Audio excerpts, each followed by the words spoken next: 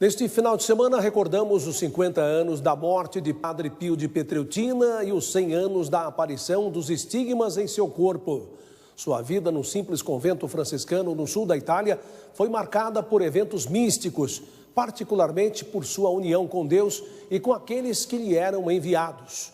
Nossa equipe foi até a cidade de San Giovanni Rotondo e de lá conta pra gente um pouquinho da vida e das obras desse santo. Estamos em San Giovanni Rotondo, cidade no alto de uma montanha na região sul da Itália.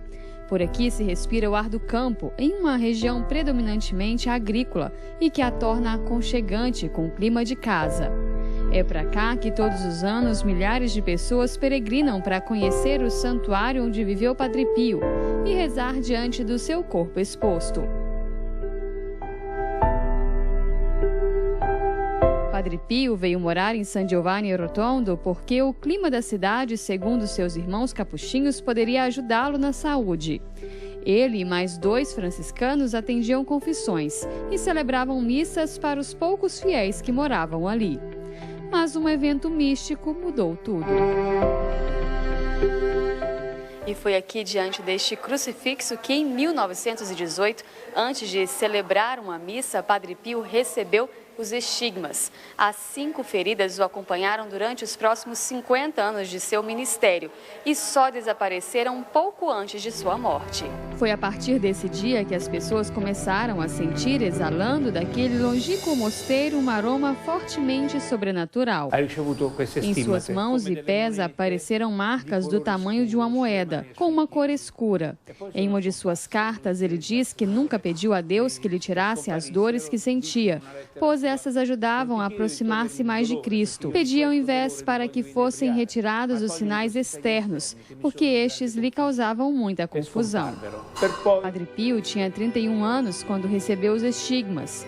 Muitos ficaram sabendo e iam ao mosteiro para conhecer e pedir orações a ele. As feridas sangravam mais durante as celebrações eucarísticas, o que para os teólogos é um forte sinal de unidade ao sacrifício de Cristo que se atualiza na missa. Mas as pessoas o procuravam também por sua fama de bom confessor. Ele passava até 8 horas dentro do confessionário.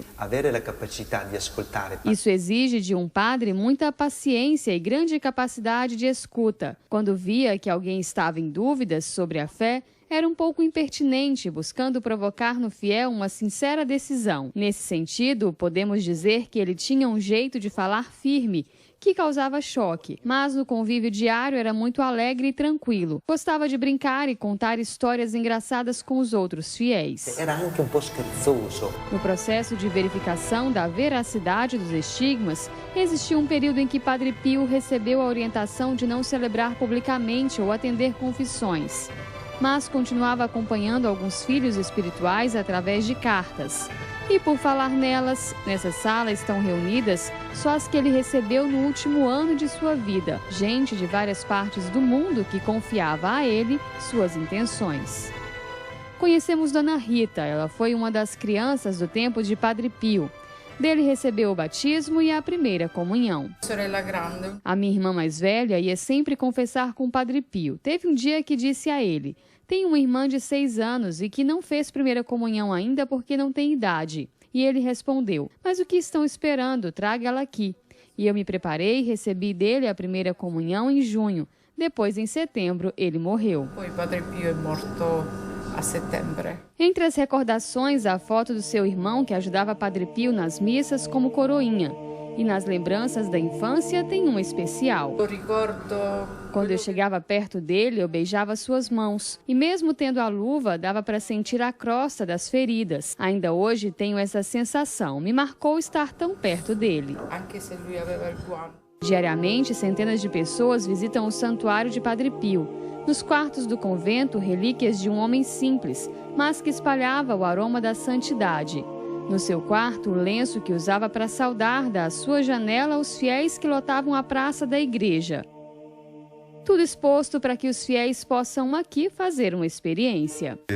Te transmite uma emoção muito forte. Aqui se pode sentir a presença espiritual de Padre Pio. É muito bom poder ver os lugares onde esteve. É único.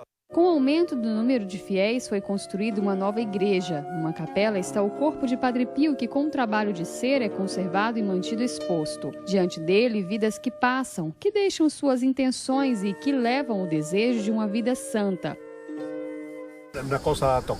A experiência é tocante, não consigo descrever, me emociono só de falar. Eu vim para rezar, não só por mim, mas pelos meus. Mas quem também já se fez peregrino por aqui foram os últimos 3 papas. João Paulo II veio visitar em 1989 e rezar diante do túmulo de Padre Pio. Já Bento XVI veio em 2009.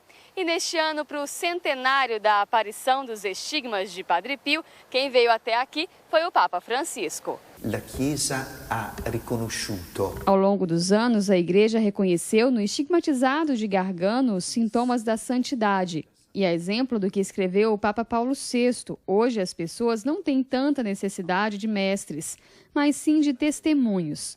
E Padre Pio foi um autêntico testemunho de Jesus Cristo. Esses sinais são como sigilos que a Igreja coloca sobre a santidade, pois a santidade produz o bem. Produce sempre del bene.